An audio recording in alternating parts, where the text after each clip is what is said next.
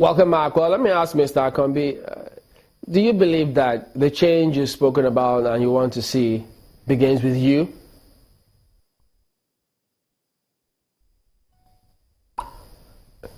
It begins with all of us, not just me. But does it begin with you? Absolutely. Absolutely. Absolutely. You need to see what people do in their private lives. I've seen people criticize government, and I'm not impressed with their private lives.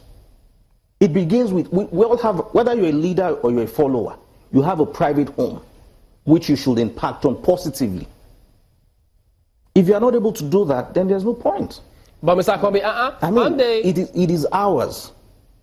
We were talking about that disconnect just before Absolutely. we went on break, and some people will say that is this a failure of law enforcement that's making us adopt things like change mantra, change begins with me? No, you must understand one thing, that from regime to regime, the Nigerian citizens, the common man, has been sufficiently traumatized.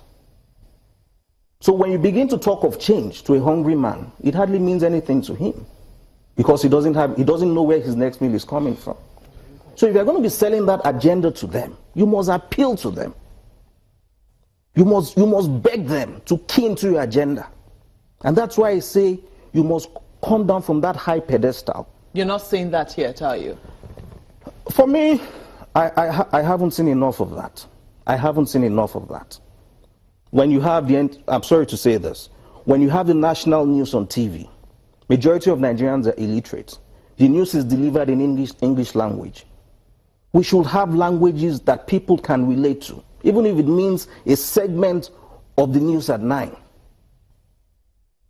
These are very critical things. Then you must lead by example. Yeah, but Mr. Akanbi, how then do you say that this change begins with people when they are hungry?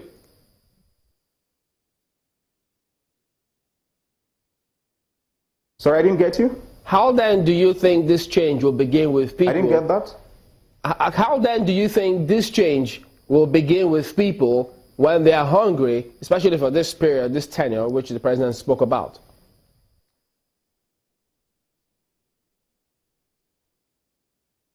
Whether we like it or not, we all have to make sacrifices, whether we like it or not. It's unfortunate how things have turned. Whether we like it or not, we all have to make sacrifices. And you'll be surprised to note that from statistical evidence, the Nigerian economy is being controlled by less than 1% of the population. These are not people that are hungry. These are extremely buoyant people. And they need to do what is right for people to key into that agenda. And so you were talking about how, the president is a simple man, but my take to it is that a tree cannot make a forest. All those around him need to key into that change agenda. The president needs to look beyond those around him so that he can get the truth of the situation on ground. This is Nigeria. The greatest problem of leadership is that once people become leaders, they become prisoners. People only tell them what they want to hear. People only people only tell them what they want to know. A leader must find a way of having access to information. If you don't have access to the requisite information, whatever policies you bring out will just exist for mere fancy.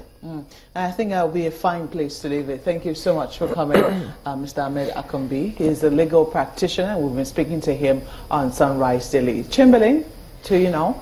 Well, yes, indeed. We're drawing the curtains today at this point in time. Thank you for watching. I'm Chamberlain Usal. And thank you, Amaupe Ogun.